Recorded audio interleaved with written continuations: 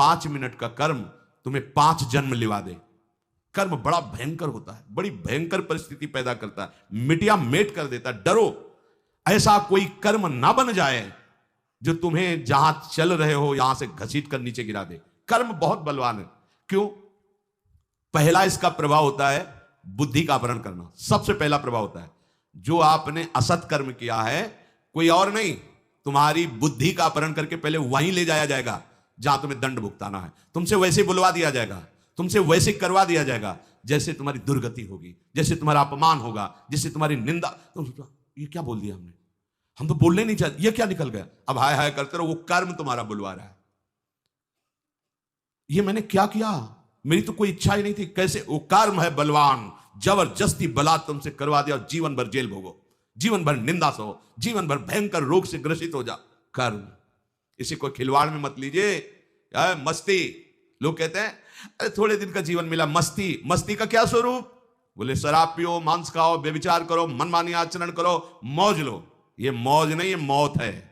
ये महान दुखदाई तुम कर्म जो भ्रष्ट आचरण कर रहे हो, ये जब अपना स्वरूप प्रकाशित करेंगे तो तुम्हारी धज्जियां उड़ जाएंगी। तुम क्या बड़े बड़े को रहे न रावण सब अभिमानी, हिरणाकश्यप संबरदानी, खान विभव की खान, जगत में कुछ दिन के मेहमान, भजले श्री भगवान जगत में कुछ दिन के मेहमान। कुछ दिन के लिए तुम्हें स्वतंत्रता मिली है, अगर इसका दुरुपयोग करोगे तो तुम्हारा कर्म ही तुम्हें नष्ट कर देगा।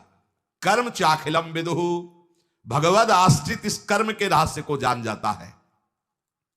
ये सृष्टि रचना क्यों हुई, कैसे हुई, भगवान क्या है, कैसे है, कोई प्रश्न बकाया नहीं रह जाता। जिसके जान लेने के बाद कुछ जानना बाकी नहीं रहता, वो प्रभु श्री हरि है। मनुष्य मात्र को देश काल परिस्थिति के अनुरूप जो कर्तव्य कर्म प्राप्त हो जाए, उसे बड़ी निष्ठा से निर्वाह करना चाहिए। भाव समझिए, आपको जो शास्त्र उपदेश करते हैं नहीं समझ पाओगे, तो इसीलिए गुरुदेव का वर्णन किया जाता है कि जैसे मेडिकल स्टोर रखा है, हम बीमार हैं, पर हो सकता है हम कोई ऐसी औषधि लेके खा लें जो हमारी बीमारी बढ़ जाए, या मर भी सकते हैं, क्योंकि हमें पता नहीं ना है इसी में औषधि कहीं। अब उसकी खोज करने के लिए हमें डॉक्टर चाहिए। डॉक्टर ने हमारे मर्ज को देखा, उसकी अनुपात से दवा का, अमुक दवा इतने ढक्कन पियो, इतनी टेबलेट खाओ, इतना इंजेक्शन लगवाओ, ऐसा ऐसा। ऐसे ही शास्त्र मेडिकल स्टोर हैं भवरोग के। हमारा स्वभाव, हमारी वृत्तियां, ये गुरुदेव देखते हैं, उसके अनुसार हमें उपदेश देते, तुम ये साधन स्वीकार करो, इस साधना से चलो, ऐसे तुम वहां पहुंच जाओगे। ये हुई दवा।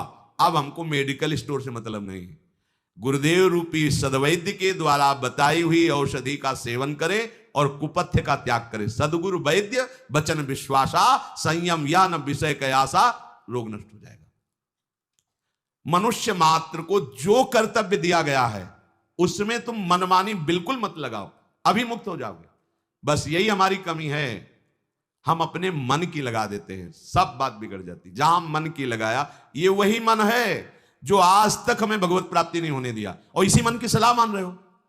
वही बुद्धि है जिसने मुझे प्रभु से विमुख करके संकटों में फंसा दिया। कैसे तुम्हें बताए, ये बुद्धि बड़ी मित्र बनती है, काम पूरे दुश्मन का करती है। अगर ये निर्णय कर देती कि ये गलत है, नहीं करना है, और दृढ़ रहती, तो मन नहीं कर पाता, क्योंकि मन इसकी अनुमति के बिना नहीं चलता। ध्यान रखना, हो क्या गया, मन ने फुसला के बुद्धि को अपने अधीन कर लिया है। इंद्रियां मन के आदेश के बिना नहीं चल सकती। इंद्रियों ने मन को फुसला कर अपने अधीन कर लिया, मन ने बुद्धि को कर लिया, और विषय ने इंद्रियों को वश में कर, सब उल्टा हो गया। जबकि बुद्धि के शासन में मन है, मन के शासन में इंद्रियां, इंद्रियां शासित निर्विषय भगवत मार्ग। विषयों के प्रलोभन में इंद्रियां, इंद्रियों के बस में मन, मन के बस में बुद्धि, नरक का मार्ग, संसार का मार्ग। प्राय हम इसी लाइन में खड़े। विषयों के वशीभूत इंद्रियां, इंद्रियों के वशीभूत मन, मन के वशीभूत बुद्धि, उल्टा हो गया। कैसे हम इसे सन्मुख करें? बस केवल आज्ञा का पालन। बहुत जोर की बात है। संतों को अपने प्राणों से भी ज्यादा प्रिय सिद्धांत लगता है। अगर उनके अनुभूत सिद्धांत को मान लो तो तुम प्राणों से भी अधिक प्यारे हो जाओगे। एक पूछ रहे थे कि गुरुदेव को शिष्य सतत चिंतन करने की चेष्टा करता है, क्या गुरुदेव भी कभी कभी अपने शिष्य का चिंतन करते हैं कि नहीं? ऐसा प्रश्न किया था। यद्यपि वो अपने भाव से कर रहे थे। बच्चा जब भूख लगती है तब मां की याद करता है, और वो खेलने में अगर मगन है तो मां की याद नहीं रहती। लेकिन मां वो खेल भी रहा है, कार्य भी कर रही, तो एक दृष्टि बच्चे पर ही रहती है। ये एक वात्सल्य का नमूना है। मां तो मोहग्रस्त है और गुरुदेव तो समत्व को प्राप्त ज्ञान निधि हैं। गुरुदेव की दृष्टि क्या तुम्हारे तक नहीं पहुंच रही है? तुम जो चिंतन करते हो वो चिंतन करते हैं इसलिए कर पा रहे हो। तुम्हारे अहम में इतनी सामर्थ्य नहीं है। अगर तुम हरि का चिंतन कर रहे हो तो हरि तुम्हारा चिंतन कर रहे हैं, इसलिए तुम्हारे अंदर चिंतन आ रहा है। हरि की याद आ रही, प्रियाजू की याद आ रही, प्रियाजू आपको याद कर रहे हैं। गुरुदेव की दृष्टि हर समय अपने शरणागत पर होती है, पर समझ जाए तो निहाल हो जाए। समझ कब पाएगा? जब गुरुदेव के सन्मुख रहेगा। सन्मुख का मतलब सामने खड़े रहना नहीं, उनके सिद्धांत पे चलोगे तो हजारों कोस दूर होने पर आपको अनुभव होगा गुरुदेव हमारे संग हैं। आपको अनुभव होगा, केवल कोरी भावना नहीं, आपको अनुभव, वो गुरुदेव साथ बचा लिया। एक एक वृत्ति को बचाते नजर आएंगे, बाहर नहीं अंदर भी।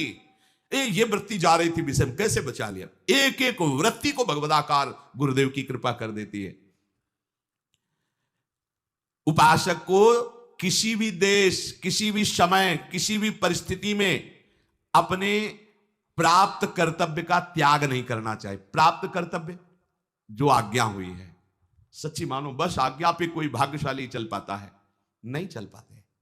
खाना पीना, समय व्यतीत करना, पड़े रहना, ठीक है, जीवन यापन हो रहा है, लेकिन आज्ञा पर अगर आज्ञा है कि पड़े रहो तो पड़े पड़े ही तुम्हें भगवत प्राप्ति हो जाएगी। आज्ञा पर जीवन, यह बड़ी दुर्लभ बात है। आज्ञा मानना बहुत दुर्लभ बात है। कर्तव्य कर्म जो तुम्हें प्राप्त हुआ है, कोई भी उसमें फलासक्ति की भावना न रखो। इसका क्या फल होगा? बोले यहां गेट में खड़े रहो, इसका क्या फल होगा? इससे अच्छा है ये 2-2.5 घंटा सत्संग में व्यतीत करेंगे ना, तो हम परिक्रमा लगा के आ जाते, फिर खड़े मिल जाएंगे। नहीं, गलत हो गया। कहा खड़े रहो तो बस खड़े रहो जब तक वो तुम्हारी तरफ दृष्टि न दे दे। पर ऐसा धैर्यवान वही हो सकता है जो बिका हुआ है, और ऐसे बिके हुए उपासक के अंदर ये आ ही नहीं सकता कि चलो अमुक शुभ कर्म कर लेते हैं। नहीं, आज्ञा से बढ़कर कोई शुभ कर्म नहीं। अगर कहीं उसमें फलेच्छा कर ले तो बांधने वाला कर्म बन जाएगा। फलेच्छा नहीं की आज्ञा पे तो वही कर्म उसे जीवन मुक्तता की तरफ ले जाएगा। ये रहस्य है। अपनी लगा दी तो वही कर्म जो जीवन मुक्तता की तरफ जाने वाला है वो बांधने वाला बन गया, और आज्ञा पर है तो वही बांधने वाला कर्म दिखेगा पर जीवन मुक्तता की तरफ चला जाएगा। कर्मों के साथ हमारा अपना कोई संबंध नहीं, केवल आदेश कर्तव्य कर्म का पालन निर्लिप्तता पूर्वक। निर्लिप्तता तभी हो सकती है जब आज्ञा पालन। ये आप अमुक कार्य क्यों कर रहे हैं? गुरुदेव की आज्ञा है या शास्त्र आज्ञा है, तो इसका क्या फल होगा? हमें फल से क्या मतलब? आज्ञा है, उसका पालन कर रहे हैं बस। ये सच्चे उपासक का हृदय होता है। जो अनन्य भाव से केवल आश्रित होता है उसका प्राकृतिक क्रियाओं से कोई मतलब नहीं होता। ये समझ लीजिए, ये बड़ा सूक्ष्म रहस्य है। किसी भी पदार्थ और व्यक्ति से कोई मतलब नहीं होता क्योंकि भगवत आश्रित है। तो बोले होते हो फिर एकदम एकांत गुफा में बैठा, नहीं, लाखों की सभा में रहते हुए भी, समाज में रहते हुए भी किसी से कोई संबंध नहीं, सबकी सेवा करते हुए भी किसी से कोई संबंध नहीं, क्योंकि संबंध तो प्रभु से है और उन्हीं की आज्ञा का वो पालन कर रहा है, तो मात्र दृष्टि केवल प्रभु की तरफ होती है। ये रहस्य ठीक तरह से समझ में आ जाए, सब बात बन जाए। सब क्रियाएं, सबसे मिलना, व्यवहार करना, सब पदार्थों के बीच में रहते हुए भी उसकी कोई भी बंधन वृत्ति नहीं होती। ना कोई पदार्थ बांध सकता है उसे, ना कोई व्यक्ति, ना कोई क्रिया, ना कोई विषय। क्यों? क्योंकि उसकी आंतरिक वृत्ति भगवद आश्रय में होती है। ये प्रभु की प्रसन्नता के लिए कर रहे हैं, ये अपने गुरुदेव की आज्ञा पालन के लिए कर रहे हैं। क्रियाओं का आरंभ और अंत होता है, आरंभ और अंत वाली क्रियाओं से अनंत को नहीं प्राप्त किया जा सकता। पदार्थ उत्पत्ति और विनाशशील है, उत्पत्ति और विनाशशील पदार्थों से अविनाशी को नहीं खरीदा जा सकता। रुपए से, सोना चांदी से, 56 भोग से प्रभु को खरीदा जा सकता है क्या? नहीं खरीदा जा सकता। तपस्या से नहीं खरीदा जा सकता, भजन से नहीं खरीदा जा सकता। हमने इतने लाख जप किया, चलो श्री कृष्ण ऐसा नहीं। बड़े बड़े भजन आनंदी अगर प्रभु को खरीद पाए हैं तो रोते हुए खरीद पाए। दैव्य होकर पुकारा, हे नाथ, आठों पहर उन्हीं की व्याकुलता पूर्वक चिंतन वृत्ति में अहम की गंध नहीं, प्रभु अधीन हो गए। कबीरा हंसना छोड़ दे रोने से कर प्रीति, बिन रोए किन पाइया प्रेम प्यारा मीत। ये रोना नाटक नहीं, ये हृदय की आर्त पुकार होती है। ब्रह्मलोक तक की कोई भी क्रिया, कोई भी पदार्थ सत्य नहीं है, मायाकृत है। अतः भगवद आश्रित उपासक का किंचन मात्र लोक लोकांतर की प्राप्ति कराने वाले कर्म या भोग से कोई संबंध नहीं रहता। ये बड़े आनंद की बात है। हमारा कर्मों से कोई संबंध ही नहीं है, क्योंकि हम केवल आज्ञा पालन करते हैं। अगर उसका कोई फल, कोई बंधन, कोई, वो आज्ञा देने वाले जाने। हमारा तो सिर्फ यंत्रवत आचरण करना। अभी जीवन मुक्ता भी